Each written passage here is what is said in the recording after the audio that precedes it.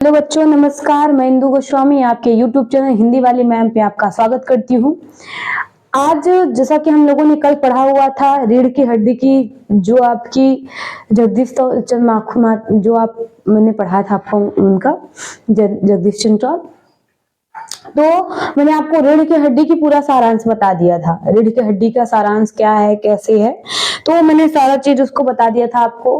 पूरी सारांश, पूरी कहानी की किस पे घटना घटित हुई है ये, और एकांकी कैसे लिखी गई है, एकांकी क्या होता है, किस प्रकार होता है, तो मैंने सारी चीजें आपको बता दिया है। आज हम अपनी कक्षा की ओर, मैंने आपसे वादा किया था कि हम कक्षा की ओर चलेंगे और कक्षा को अच्छी तरह से समझेंगे। तो आज हम अपनी कक्षा की ओर चलेंगे, और कक्षा की ओर चलते ही आपसे मैं एक निवेदन करूंगी कि जल्दी जल्दी कक्षा को शेयर कर दीजिए अपने दोस्तों, भाई बंधु, सखा जो भी है अपना जोड़ लीजिए उनको, और अपने सभी को इसलिए जोड़िए उन बच्चे तक ताकि ये क्लास पहुंच सके, ताकि हर बच्चा फ्री में, लेटेस्ट में, न्यू में लाइव पढ़ सके, और वो भी फ्री में। तो हम आप प्लीज आपसे निवेदन है कि सभी बच्चों तक शेयर करें ताकि हर उस बच्चे के पास ये कक्षा पहुंच सके। और आज लोग जो लोग नए जुड़े हैं चैनल पे, सब्सक्राइब करें, बेल आइकन को प्रेस करें, ताकि कोई भी नोटिफिकेशन जाता है आपकी कक्षा के माध्यम से, या किसी भी मोटिवेशन के माध्यम से, या फिर आपकी कोई ऐसी नोटिफिकेशन जाता है, कोई आपकी बोर्ड से रिलेटेड, एग्जाम से रिलेटेड, बोर्ड एग्जाम से रिलेटेड, या फिर हाफ ईयरली जो भी आता है, तो वो आपको हम बता सके, एग्जाम कैसे आएंगे, किस प्रकार से पेपर आएंगे, तो अब वो हम आपको बता सके। तो आपसे निवेदन करते हैं कि आप जरूर इस कक्षा को शेयर करेंगे, और सभी से यही उम्मीद है मेरी कि जल्दी जल्दी कक्षा को शेयर करिए। और आज जो लोग नए जुड़े हैं वो चैनल को सब्सक्राइब करना ना भूलें, और कक्षा अच्छा लगे तो लाइक भी जरूर किया करिए। हम चलते हैं बच्चों अपनी कक्षा की ओर, जो कि हमारा रीढ़ की हड्डी है, जो कि शिक्षा के विरुद्ध बताया गया है। तो आइए अपनी कक्षा की ओर चलते हैं। धन्यवाद। आपको उम्मीद करते हैं कि दिखाई दे रहा होगा। जगदीश चंद्र माथुर का रीढ़ की हड्डी है, जो कि मैंने बताया था आपकी, इनका जन्म 16 जुलाई 1917 में हुआ था, जो कि प्रथम विश्व युद्ध के दौर ही ये नम्र स्वभाव के थे, और इनकी जो मृत्यु थी वो 14 मई 1978 में हुआ था। मैंने बताया था इनकी जो एकांकी है, कोणांक जो भी है, ये जगदीश चंद्र माथुर है। तो इनकी अब रीढ़ की हड्डी हम देखते हैं। इसमें देखिए मामूली तरह से बताया गया है, मामूली तरह से सजा हुआ एक कमरा, अंदर के दरवाजे से आते हुए जिन महाशय की पीठ नजर आ रही है वे अधेड़ उम्र के मालूम होते हैं। एक तख्त को पकड़े पीछे की ओर चलते चलते कमरे में आते हैं। तख्त का दूसरा सिरा नौकर पकड़ रखा है। बाबू, अब देखिए बाबू कौन है। अबे धीरे धीरे चल, अब तख्त को उधर मोड़ दे, उधर, बस बस। नौकर, बिछा दो साहब। अब बाबू कौन है? बाबू जो पिताजी, मैंने आपसे बताया था कि लड़की जो है उनके पिताजी, आगे देखे आपको सब समझ में आएगा। नौकर कहता है बिछा दो, फिर बाबू कहते जरा तेज आवाज में, और क्या करेगा, परमात्मा के यहाँ अक्ल बांट रही थी तो तू क्या वहां देर से गया? बिछा दो साहब, और यह पसीना किस लिए बहाया? नौकर, तब तो बिछाता ही करता हंसता हुआ चला गया। बाबू कहता है कि फिर वहां जो साहब रहते हैं उनके कहते हैं कि हंसता क्यों है? अबे हमने भी जवानी में कसरते की हैं, कलशों से नहाया था, लोटों की तरह। यह तख्त क्या चीज है, उसे सीधा कर कर यो हाँ बस, और सुन, बहू जी से दरी मांग ला। इसे ऊपर बिछाने के लिए चद्दर भी कल जो धोबी के यहाँ से आई है वही। नौकर, जाता हूँ बाबू साहब। इसी बीच मेज पोस्ट ठीक करते हैं, एक झाड़न में से गुलदस्ते को साफ करते हैं, कुर्सियां पर भी दो चार हाथ लगाते हैं। सहसा घर की मालकिन प्रेमा आती है। गदमी रंग, छोटा कद, चेहरे और आवाज से जाहिर होता है किसी काम में बहुत व्यस्त है, और पीछे पीछे बिगी बिल्ली की तरह नौकर आ रहा है खाली हाथ। बाबू साहब, राम स्वरूप दोनों तरफ देखने लगते हैं। देखिए राम स्वरूप कौन है? वही बाबू साहब जिसको बाबू बाबू कह रहा है, राम स्वरूप, जो कि प्रेमा के पिताजी। आगे देखिए, प्रेमा के पिताजी नहीं, जो लड़की रहती है उसके पिताजी। प्रेमा, मैं कहती हूँ तुम्हें इस वक्त धोती की क्या जरूरत पड़ गई? एक तो वैसे ही जल्दी जल्दी में जल्दी जल्दी में हूँ। राम स्वरूप, धोती? प्रेमा, हाँ अभी तो बदल कर आए हो और फिर से न जाने किस लिए। रामस्वरूप, लेकिन तुमसे धोती किसने मांगी। प्रेमा, यही तो कह रहा था रतन। रामस्वरूप, क्यों बे रतन, तेरे कानों में डांट लगी है क्या। मैंने कब कहा था धोबी के यहाँ से चद्दर आई है उसे मांग ला। अबे अब तेरे लिए दूसरा दिमाग कहाँ से लाऊं उल्लू कहीं का। देखिए यहाँ पे फिर क्या करते हैं कि वो जो रहते हैं वो उसको डांट लगाते हैं। फिर कहते हैं प्रेमा, अच्छा जा पूजा वाली कोठरी में लकड़ी की बक्स के ऊपर धुले हुए कपड़े रखे उन्हीं एक चद्दर उठा ला। रतन, और दरी। प्रेमा, दरी यही तो रखी है कोने में, वह पड़ी है। रामस्वरूप, दरी उठाते हुए, और बीबी जी कमरे में से हारमोनिया उठा ला और सितार भी, जल्दी जा। रतन जा, पति पत्नी तख्त पर दरी बिछाते हैं। देखिए अब क्या है इसमें कि जो पंक्तियां हमने पढ़ी हुई है, जो पंक्तियां इसके पहले पढ़ी हैं, पंक्तियां किस प्रकार है कि ये जो प्रस्तुत पंक्तियां हैं, लेखक अधेड़ उम्र का रहता है और नौकर के बारे में बताता रहता है कि हाँ ऐसे करो, सुनता ही नहीं और उल्टा सीधा काम करता रहता है, तो उसको डांट लगाती है। और रामस्वरूप और दोनों अपने प्रेमा जो रहते हैं वो दोनों पति पत्नी अपने तख्त पे चद्दर बिछाने लगते दरी। अब देखिए प्रेमा, लेकिन तुम्हारी लाडली बेटी तो मुंह फुलाए पड़ी है। रामस्वरूप, मुंह फुलाए और तुम उसकी माँ किस मर्ज की दवा है हो, जैसे तैसे करके तो लोग पकड़ में आए हैं। अब तुम्हारी बेवकूफी से सारी मेहनत बेकार जाए तो मुझे दोष मत देना। प्रेमा, मैं ही क्या करूं, सारे जतन करके हार गई। तुम्ही ने पढ़ा लिखा कर इतना सिर पर चढ़ा लिया है। मेरी समझ में तो ये पढ़ाई लिखाई के जंजाल आते नहीं। अपना जमाना अच्छा था, आ ई पढ़ ली, गिनती सीख ली और बहुत हुआ तो स्त्री सुबोधनी पढ़ ली। सच पूछो तो स्त्री सुबोधनी ऐसी ऐसी बातें लिखी हैं, ऐसा बातें तो क्या तुम्हारी बीए एमए की पढ़ाई होगी। तो आजकल के लक्षण ही अनोखे हैं। रामस्वरूप, ग्रामोफोन बजा होता न। प्रेमा, क्यों। रामस्वरूप, दो तरह का होता है, एक आदमी का बनाया हुआ होता है, एक बार चलाकर जब चाहे तब रोक लो, और दूसरा भगवान का बनाया होता है, एक बार रिकॉर्ड चढ़ गया तो फिर रुकने का नाम नहीं लेता है।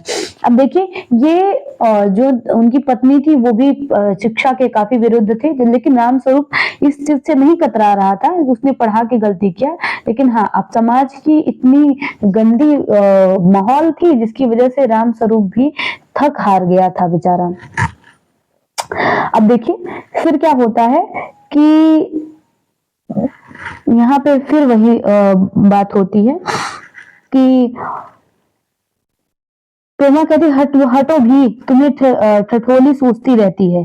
यह तो होता है कि अपनी उमा को राह पर लाते अब देर कितनी रही है उन लोगों ने आने में। रामस्वरूप, तो क्या हुआ। प्रेमा, तुम्ही ने तो कहा था कि जरा ठीक ठाक करके नीचे लाना। आजकल लड़की कितनी ही सुंदर हो, बिना टीम टाम के भला कौन पूछता है। इसी मारे मैंने तो पाउडर उसके सामान रखा था, पर उसने इन चीजों को न जाने की जन्म की नफरत। मेरा कहना था कि आंचल में मुंह लपेट लेट गई। भाई मैं बाज आई तुम्हारी इस लड़की से। रामस्वरूप कहता है न जाने कैसा इसका दिमाग है, वरना आजकल की लड़कियां तो पाउडर का कारोबार चलता है। प्रेमा, अरे मैंने तो पहले ही कहा था एंट्रेंस की ही पास करा दो, लड़की अपने हाथ रहती है और परेशानी न उठानी पड़ती, पर तुम तो। रामस्वरूप, बात काटकर चुप दरवाजे से झांकते हुए, तुम्हें कतई अपनी जबान काबू नहीं है। कल ही यह बता दिया था कि उन लोगों के सामने जिक्र ढंग से होगा, मगर तुम तो अभी सब कुछ उगल देती हो। उनके आने तक तो न जाने क्या हाल करोगी। प्रेमा, अच्छा बाबा मैं नहीं बोलूंगी, तुम्हारी मर्जी हो करना, बस मुझे तो मेरा काम बता दो। रामस्वरूप, तो उमा अपने तैयार कर लो और पाउडर न सही पाउडर वैसे कौन बुरी है, पान लेकर भेज देना उसे, और नाश्ता तैयार हो है ना। रतन, रामस्वरूप का आना आ गया। रतन, इधर आ, बाजा नीचे रख दे, चद्दर खोल, पकड़ जरा इधर से। चद्दर बिछाते हुए प्रेमा, नाश्ता तो तैयार है, मिठाई तो वे लोग ज्यादा खाएंगे नहीं, कुछ नमकीन चीजें बना देती हूँ दी हैं, फल रखे हैं, चाय तैयार है और टोस्ट भी मगर है। मक्खन तो आया ही नहीं। रामस्वरूप, क्या कहा? मक्खन नहीं आया। क्या कहा? मक्खन नहीं आया। तुम्हें भी किस वक्त याद आई है? जानती हो कि मक्खन वाली दुकान दूर है। तुम्हें तो ठीक वक्त पर कोई काम ही नहीं सूझता। अब बताओ रतन मक्खन लाए कि यहाँ काम करे? दफ्तर के चपरासी से कहा था आने के लिए, सो नखरे मारे। देखिए अब यहाँ पे आपको पूरी तरह से दिख रहा होगा कि ये जो नाटक है वो बहुत ही अच्छी नाटक है। आपको समझ में आ रहा होगा कि अब क्या होता है कि प्रेमा जो यहाँ पे होता है, जितनी भी नाटक की यहाँ पे पात्र हैं वो अपने अपनी तरह से पूरी अच्छी प्रदर्शित किए हैं।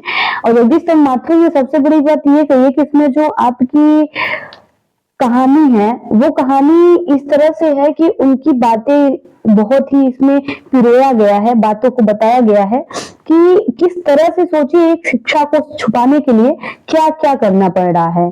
और प्रेमा कहते यहाँ का काम कौन ज्यादा है, कमरा तो ठीक ठाक है, बजा सितार आ ही गया है, नाश्ता यहाँ बराबर कमरे में ट्रे में है रखा हुआ, तुम्हें पकड़ा दूंगी, एक आध चीज खुद ले आना, अपनी देर में रतन मक्खन ले आएगा, 2 आदमी ही तो है रामस्वरूप। हाँ, एक तो बाबू गोपाल, दूसरा खुद लड़का। देखो उमा से कह देना कि जरा करीने से आए, ये लोग जरा ऐसे ही हैं। गुस्सा तो मुझे बहुत आता है इनके दकियानुशी ख्यालों पर। खुद पढ़े लिखे हैं, वकील हैं, सभा सोसाइटी में जाते हैं, मगर लड़की चाहते हैं कि ज्यादा पढ़ी लिखी ना हो। देखो रामस्वरूप को ये बात पता है कि वो लोग इस लायक नहीं है, लड़की के लायक नहीं है, खुद तो पढ़े लिखे हैं, लेकिन लड़की कैसे चाहते हैं कि जैसे कि मानो पढ़ी लिखी ना हो वो लड़की पढ़ी लिखी ना हो और खुद तो पढ़े लिखे वकील हैं। तो कह रहे मुझे गुस्सा आता लेकिन क्या करें। फिर प्रेमा कहते और लड़का? रामस्वरूप बताया तो था तुम्हें, बाप से लड़का सवा से, बीएससी के बाद लखनऊ में ही पढ़ता है, मेडिकल कॉलेज में रहता है कि शादी सवाल दूसरा है, तालीम का दूसरा। क्या करूं, मजबूरी है, मतलब अपना है, वरना इन लड़कों और इन बापों को ऐसी कोरी कोरी सुनाता कि ये भी जानते। अब देखिए कि यहाँ पे रामस्वरूप सब कुछ जानता है उन लोगों के रिश्तेदारों के बारे में कि कौन कैसा है क्या है, सब कुछ सोचने वाली बात है।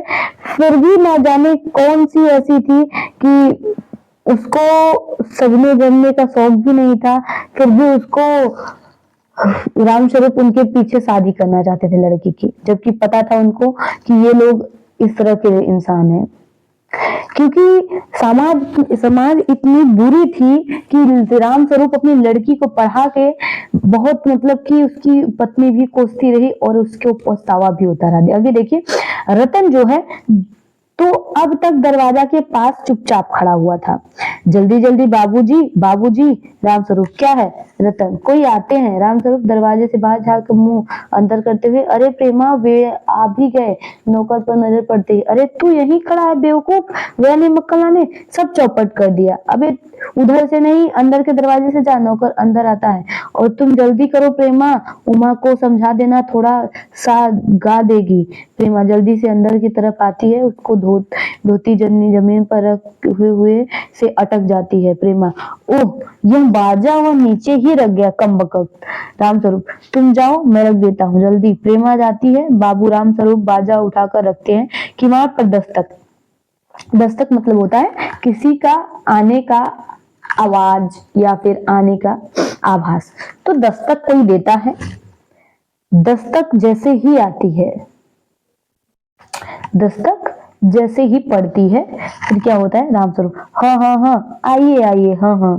बाबू गोपाल प्रसाद और उनके लड़के शंकर का आना आंखों से चतुराई टपकती है। आवाज से मालूम होता है कि काफी अनुभवी और फितरती महाशय है। उनका लड़का कुछ खीस निपोड़ने वाले नौजवानों में से है। आवाज पतली है और खिसियाहट भरी झुकी कमर इनकी खासियत है। रामस्वरूप अपने दोनों हाथ मलते हुए हाँ इधर तशरीफ लाइए इधर। गोपाल प्रसाद बैठते हैं मगर बेत गिर गए पड़ता है। रामस्वरूप यह बेत लाइए मुझे दीजिए, कोने में रख देता हूँ। सब बैठते हैं। हाँ मकान ढूंढने में तो नहीं हुई। गोपाल प्रसाद खखार कर, नहीं तांगे वाला जानता था और फिर हमें तो यहाँ आना ही था, रास्ता मिलता कैसे नहीं। रामस्वरूप, हाँ हाँ यह तो आपकी बड़ी मेहरबानी है, मैंने आपको तकलीफ तो दी। गोपाल प्रसाद, अरे नहीं भाई साहब, नहीं साहब, जैसा मेरा काम वैसा आपका काम, आखिर लड़के की शादी तो करनी है, बल्कि ये कहिए कि मैंने आपके लिए खासी परेशानी कर दी। रामस्वरूप, हाँ हाँ यह लीजिए, आप तो मुझे कांटों से घसीटने लगे, हम तो आपके हाँ हाँ सेवक हैं। हाँ हाँ हाँ, थोड़ी बार लड़के की और मुखातिब होकर, और कहिए शंकर बाबू कितने दिनों की छुट्टियां हैं। देखिए अभी तक क्या हुआ, अब लड़के की बात चालू हुई है, अब जो लड़का है उससे बात चालू हुई है, तो अब लड़के से बात होगी, तो उस लड़का क्या कहता है देखिए, जगदीश चंद्र माथुर लिखते हैं कि शंकर कहता है कि जी कॉलेज की छुट्टियां नहीं है, वीक एंड में चला आया था। रामस्वरूप, तो कोर्स खत्म होने तक अब साल भर रहा होगा। शंकर, जी यही कोई 2 साल। रामस्वरूप, साल 2 साल। शंकर, हाँ हाँ जी, 1 आध साल मार्जिन रखता हूँ। गोपाल प्रसाद, बात यह है साहब कि शंकर 1 साल बीमार हो गया, क्या बताएं, इन लोगों की उम्र सारी बीमारियां सताती हैं। एक हमारा जमाना था कि स्कूल आकर दर्जनों कचौड़ियां उड़ा ले जाते थे, फिर जो खाना खाने बैठते तो वैसी की वैसी भूख। रामस्वरूप, कचौड़ियां भी तो जमाने की पैसे की 2 आती थी। गोपाल प्रसाद, जनाब यह हाल था कि 4 पैसे में ढेर सारी बलाई आती थी और अकेले 2 आने की हजम करने की ताकत रखते। और गोपाल प्रसाद, जनाब यह हाल था कि अब तो बहुत खेल वगैरह भी होते हैं स्कूल में, तब वॉलीबॉल जानता था, टेनिस, बैडमिंटन, बस कभी क्रिकेट कुछ लोग खेला करते थे, मजाल की कोई कह दे कि लड़का कमजोर है। शंकर, रामस्वरूप खीस निपोड़ते हुए, रामस्वरूप, जी हाँ हाँ, उस जमाने की बात ही दूसरी थी। गोपाल प्रसाद कहते हैं जोशीली आवाज में, पढ़ाई यह हाल था कि एक बार कुर्सी पर बैठते थे तो 12 घंटे की सीटिंग हो गई। 12 घंटे जनाब, मैं सच कहता हूँ कि उस जमाने की मैट्रिक भी अंग्रेजी से लिखता था, फर्राटे की, आजकल एमए की मुकाबला नहीं कर सकते। रामस्वरूप, जी हाँ यह बात है ही। गोपाल प्रसाद, माफ कीजिएगा बाबू रामस्वरूप, उस जमाने की जब याद आती है तो अपने जब्त करना मुश्किल हो जाता है। रामस्वरूप, हाँ हाँ जी हाँ, वह तो रंगीन जमाना था, रंगीन जमाना। रामस्वरूप, हाँ हाँ रंगीन जमाना था, रंगीन जमाना। रविशंकर भी ही करता है। गोपाल प्रसाद एक साथ अपनी आवाज में तरीका बदलते हुए, अच्छा तो साहब बिजनेस की बातचीत हो जाए। रामस्वरूप चंद्र चौक कर, बिजनेस ओह अच्छा, लेकिन जरा नाश्ता तो कर लीजिए, उठते हैं। गोपाल, यह सब की क्या तकल्लुफ करते हैं। रामस्वरूप, हाँ हाँ तकल्लुफ किस बात का, यह तो मेरी बड़ी तकदीर है कि आपकी तशरीफ लाए, और वरना मैं किसका बिल, हाँ हाँ माफ कीजिए जरा अभी हाजिर हुआ। अंदर आते हैं। गोपाल प्रसाद, थोड़ी देर बाद दबी आवाज, आदमी तो भला है, मकान से हैसियत से बुरी नहीं मालूम पड़ती है, चलो लड़की कैसी है। शंकर, जी कुछ खकाकर इधर उधर देखता है। गोपाल प्रसाद, क्यों क्या हुआ शंकर। कुछ नहीं। गोपाल प्रसाद झुककर, क्यों बैठते हो, ब्याह तय करने आए हैं, कमर सीधी करके बैठो, तुम्हारे दोस्त ठीक कहते हैं। शंकर, बैकबोन, इतने बाबू रामस्वरूप आते हैं, चाय की ट्रे ले हुए मेज पर रख देते हैं। गोपाल प्रसाद, आखिर आप माने नहीं। राम प्रसाद, चाय प्याले में डालते हुए, हाँ हाँ आपकी विलायती चाय पसंद है, हिंदुस्तानी। गोपाल प्रसाद, नहीं साहब, मुझे आधा दूध आधी चाय दीजिएगा और चीनी ज्यादा डालिएगा, मुझे तो भाई यह नया फैशन पसंद नहीं है, वैसे चाय में पानी काफी होता है और फिर चाय में के नाम के लिए डाला जाता है, जायका क्या रहेगा। रामस्वरूप, हाँ कहते हैं आप सही। प्याला पकड़ाते हुए शंकर खकाकर, सुना है सरकार ज्यादा चीनी लेने वाले पर टैक्स लगाएगी। गोपाल प्रसाद, चाय पीते हुए सरकार चाहे सो कर ले, मगर आमदनी करनी है तो सरकार एक बार टैक्स लगाना चाहिए। देखिए ये कहानी बहुत ही मजेदार दमदार है, आप बस अच्छे से अगर समझिए ना तो कहानी आपको बहुत ही अच्छे से समझ में आएगी। आप खुद सोचेंगे कि शिक्षा पे ऐसी कौन सी विडंबना थी कि ये राम स्वरूप इतना इतना परेशान था अपनी बेटी को पढ़ा के। फिर राम स्वरूप कहते हैं शंकर को प्याला पकड़ाते हुए वह क्या है, तो गोपाल प्रसाद खूबसूरती पर टैक्स, राम स्वरूप और शंकर हंस पड़ते हैं। मजाक ही नहीं साहब, यह ऐसा टैक्स है जनाब के देने वाले चुभ ही न करेंगे। बस शर्त यह है कि एक औरत पर यह छोड़ दिया जाए कि वह खूबसूरती स्टैंडर्ड के माफी अपने ऊपर टैक्स तय कर ले। फिर देखिए सरकार कैसी आमदनी बढ़ती है। रामस्वरूप जोर हंसते हुए, वाह वाह, खूब सोचा आपने, वाकई आजकल यह खूबसूरती का सवाल भी बेढंग हो गया है।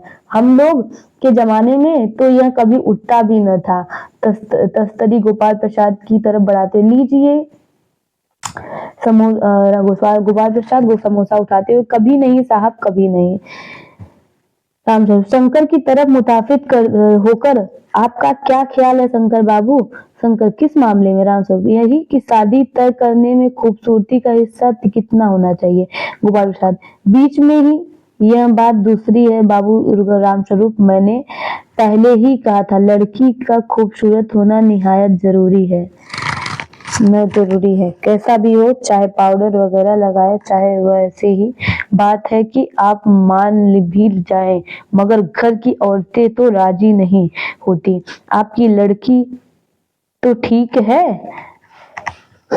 आपकी लड़की ठीक है। देखिए सोचिए, यहाँ पे रामस्वरूप उनकी मन की बात जानना चाहता था कि आखिर ये लोग अपने मन में सोच के क्या आए कि लड़की अगर नहीं सुंदर रही तो क्या शादी नहीं करेंगे। लड़के के ना बोलने से पहले ही गोपाल प्रसाद बोल पड़े कि हमें लड़की सुंदर चाहिए, आपकी लड़की ठीक तो है। सोचने वाली बात है। तो फिर देखिए रामस्वरूप, जी हाँ, जी हाँ, वह तो आप देख लीजिएगा गोपाल प्रसाद, देखना क्या है, अब आपसे इतनी बातचीत हो चुकी है, तब यह रस्म ही समझिए। रामस्वरूप, हाँ हाँ, तो मेरे ऊपर एक भारी एहसान है। गोपाल प्रसाद, और जायचा जनपत्र तो मिल ही गया होगा। रामस्वरूप, जी जायचे का मिलाना क्या मुश्किल बात है, ठाकुर जी के चरणों में रख दिया, खुद ब खुद मिला वो समझिए। रामस्वरूप, गोपाल प्रसाद, यह ठीक कहा आपने, बिल्कुल ठीक, थोड़ी देर रुक कर, लेकिन यह जो मेरे कानों में भनक पड़ी है तो गलत है ना। वो रामस्वरूप चौकर, क्या राम, यह पढ़ाई लिखाई के बारे में? जी हाँ, साफ बात है साहब, हमें ज्यादा पढ़ी लिखी लड़की नहीं चाहिए। मैम साहब तो रखनी नहीं, कौन भुगतेगा उनके नखरे, तो बस हद तक मैट्रिक पास होनी चाहिए, क्यों शंकर? शंकर, जी हाँ, कोई नौकरी तो करानी नहीं। रामस्वरूप, नौकरी का तो कोई सवाल ही नहीं उठता। रामस्वरूप कहते हैं, गोपाल प्रसाद, और क्या साहब, और क्या साहब, देखिए कुछ लोग मुझसे कहते हैं कि जब आपने लड़कों को बीए एमए तक पढ़ाया तो उनकी लड़की बोले ग्रेजुएट लीजिए। भला पूछिए इन अक्ल के ठेकेदारों से, क्या लड़की लड़कों लड़कों और पढ़ाई और लड़कियों की पढ़ाई एक बात है? अरे मर्दों का काम है पढ़ना और काबिल होना, अगर औरतें भी वही करेंगी तो अंग्रेजी अखबार पढ़ने लगी तो पॉलिटिक्स वगैरह पर बहस करने लगी तो हो चुकी गिरफ्ती। और जनाब, मोर के पंख होते हैं, मोरनी नहीं, मोरनी के नहीं, शेर के बाल होते हैं, शेरनी के नहीं। रामस्वरूप, जी हाँ, और मर्द के दाढ़ी होते हैं, औरत को नहीं। हाँ हाँ हाँ। शंकर जी हंसता हुआ, मगर गोपाल प्रसाद गंभीर हो जाते हैं। गोपाल प्रसाद, हाँ हाँ, वही बात सही है, मतलब है कि कुछ बातें दुनिया ऐसी है कि जो सिर्फ क्या है कि मर्दों की ऊंची तालीम भी है, तो ऐसी चीजों का एक है। फिर कहते हैं कि रामस्वरूप, शंकर, चाय और लीजिए। शंकर, धन्यवाद जी, पी चुका। रामस्वरूप, गोपाल प्रसाद जी आप? गोपाल प्रसाद, बस साहब अब तो खत्म कीजिए। रामस्वरूप, अपने कुछ खाया ही नहीं, चाय के साथ टोस्ट नहीं थे, क्या बताएं वह मक्खन। गोपाल प्रसाद, नाश्ता ही तो करना था साहब, कोई पेट भी ना नहीं, और टोस्ट वोस्ट में खाता भी नहीं। रामस्वरूप, हाँ हाँ, मेज पर एक तरफ सरका देते हैं, फिर अंदर के दरवाजे से मुंह कर जरा जोर से, अरे जरा पान भिजवा देना, सिगरेट मंगवाऊं? गोपाल प्रसाद जी नहीं। देखिए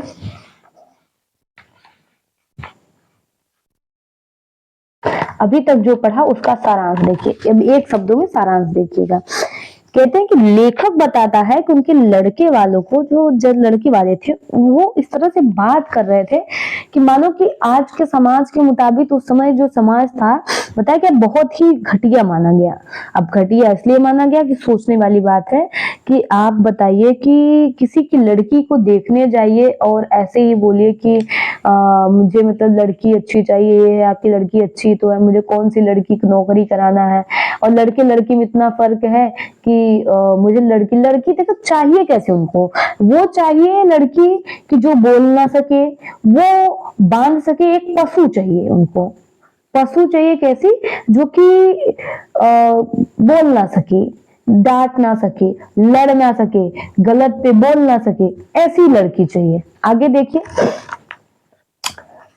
पान की तस्करी हाथों में लिए उमा आती है, सादगी कपड़े, गर्दन झुकी हुई। बाबू गोपाल आंखें गड़ाकर और शंकर आंखें छिपाकर उसे ताक रहे हैं। रामस्वरूप, हाँ हाँ यही है आपकी लड़की, आओ बेटी पान मुझे दो। उमा पान की तस्तरी अपने पिता को देती है। उस समय उसका चेहरा ऊपर को उठ जाता है और नाक पर रखा हुआ सोने की उमा रिम वाला चश्मा दिखता है। बाप बेटी को चौंक उठते हैं गोपाल प्रसाद और शंकर एक साथ। चश्मा? रामस्वरूप, जरा सकपकाकर, जी वह पिछले महीने इसकी आंखों में दुखने लगी थी तो कुछ दिनों के लिए चश्मा लगाना पड़ रहा है। गोपाल, पढ़ाई वढ़ाई की वजह से नहीं कुछ? नहीं साहब, वह तो मैंने अर्जन किया न। गोपाल, हूँ संतुष्ट होकर कोमल स्वर में, बैठो बेटी। रामस्वरूप, वहां बैठ जाओ उमा, उस तख्त पर अपने बाजे के पास। उमा बैठती है। वो, चाल में तो कुछ खराबी है नहीं, चेहरे पर भी छवि है। हाँ, कुछ गाना बजाना सीखा है? रामस्वरूप, जी हाँ, सितार भी और बजा लेती है। सुनाओ माँ एक आध गीत। के साथ उमा सितार उठाती है। थोड़ी देर बाद मीरा मशहूर गीत मेरे तो गिरधर गोपाल दूसरों न कोई गाना शुरू कर देती है। स्वर में जाहिर है कि गाना अच्छा ज्ञान है। उसके स्वर तालिमान आ जाती है, यहाँ तक कि उसका मस्तक उठ जाता है। उसकी आंखों में शंकर की झोंकती आंखों में मिल जाता है और गाते गाते एक साथ रुक जाती है। फिर कहते हैं रामस्वरूप, क्या हुआ, गाने को पूरा करो उमा। गोपाल साहब, नहीं नहीं साहब, काफी है, लड़की आपका अच्छा गाती है। उमा सितार रखकर अंदर जाने को उठती है। गोपाल साहब, अभी ठहरो बेटी। रामस्वरूप, थोड़ा और बैठी रहो उमा। उमा बैठती है। गोपाल साहब, उमा तो पेंटिंग वेंटिंग भी? उमा चुप थी। रामस्वरूप, हाँ वह तो मैंने आपको बताना भूल गया, तस्वीरें टंगी हुई है कुत्ते वाली, इसी ने खींची है, और वह दीवार पर भी। गोपाल प्रसाद, हो यह तो बहुत अच्छा है, और सिलाई वगैरह? रामस्वरूप, सिलाई तो सारे घर की यही जिम्मे रहती है, यहाँ तक कि मेरी कमीजें भी। हाँ हाँ। गोपाल प्रसाद, ठीक है। हाँ बेटी, तुमने कुछ इनाम विनाम भी जीते हैं? उमा चुप। राम स्वरूप इशारे से खांसते हुए, लेकिन उमा चुप है। उसी तरह गर्दन झुकाए गोपाल प्रसाद अधीर हो उठते हैं और राम स्वरूप सर पकाते हैं। राम स्वरूप, जवाब दो उमा। गोपाल प्रसाद, हाँ हाँ जरा शर्माती, इनाम तो इसने। गोपाल प्रसाद जरा रुखी आवाज में, जरा इसे तो बोल, मुंह खोलने चाहिए। राम स्वरूप, उमा देखो आप क्या कह रहे हैं, जवाब दो ना।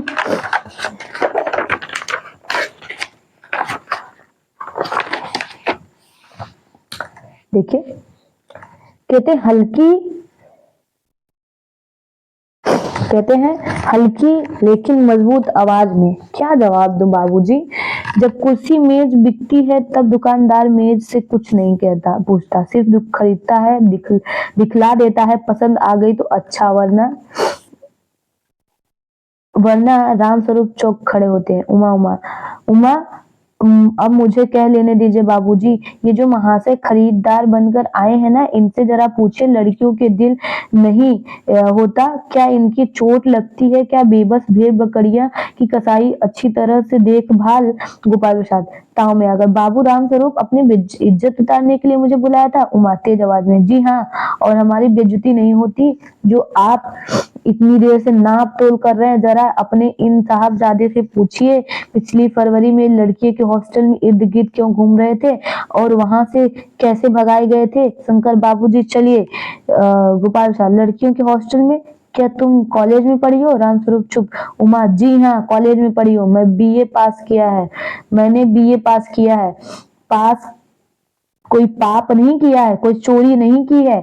आपके पुत्र की तरह ताक झांक करके कायरता दिखाई। मुझे इज्जत, अपने मान का ख्याल है, लेकिन इनसे पूछिए कि ये किस तरह से नौकरानी के पैरों पकड़कर मुंह छिपाकर भागे थे। रामस्वरूप, उमा, उमा। गोपाल साहब खड़े हुए गुस्से में। बस हो चुका बाबू रामस्वरूप, अपने मेरे मेरे साथ दगा किया। आपने लड़की बीए पास कराया है और हमसे मुझसे छिपा रहे थे कि मैट्रिक तक पढ़ाई। लाइन, मेरी छड़ी कहाँ है? मैं चलता हूँ, ढूंढ कर उठाते हैं। बीए पास, उफ, गजब हो जाता। झूठ का भी कुछ ठिकाना है। आओ बेटे चलो। दरवाजे की ओर बढ़ते हुए उमा, जी हाँ, जाइए, जरूर जाइए, लेकिन घर जाकर यह पता लगाइएगा कि लाडले बेटे की रीढ़ की हड्डी भी है या नहीं, यानी बैकबोन। बैकबोन। बापू गोपाल प्रसाद के चेहरे पर बेबसी का गुस्सा और लड़के की रुलाशापन दोनों ही बाहर चले गए। बाबू रामस्वरूप कुर्सी पर धम से बैठ जाते हैं। सहसा चुप हो जाती है। प्रेमा का घबराहट हालत आना। प्रेमा, उमा, उमा रो रही है। यह सुनकर रामस्वरूप खड़े। रतन आया। रतन, बाबूजी मक्खन। रतन रतन की तरफ देखते हुए पर्दा गिरता है। देखिए, अब क्या है कि आपको लेखक बताते हैं कि उमा जो पान लेके जब आती है, खड़ी होती है, वहां से चालू होता है उसकी नाप तोल चालू है। मतलब कि एक लड़की की शादी करने नहीं, पूरी तरह से उसकी देखने गए थे जैसे कोई चीज सामान। तब उमा इसी बात पे बोली कि सामान, कोई कुर्सी भी लेने जाता है, कोई सामान खरीदने जाता है, तो वो भी नाप तोल नहीं करता, वो इस तरह से देख लेता है कि हाँ मेरा सामान ठीक है, जैसा भी है वो वहां से लेके चला जाता है। लेकिन आप लोग तो इस तरह से मुझे नाप तोल रहे हैं, मानिए कि जैसे मैं एक सामान से भी बदतर हूँ। कब से मोल भाव लगाए जा रहे हैं।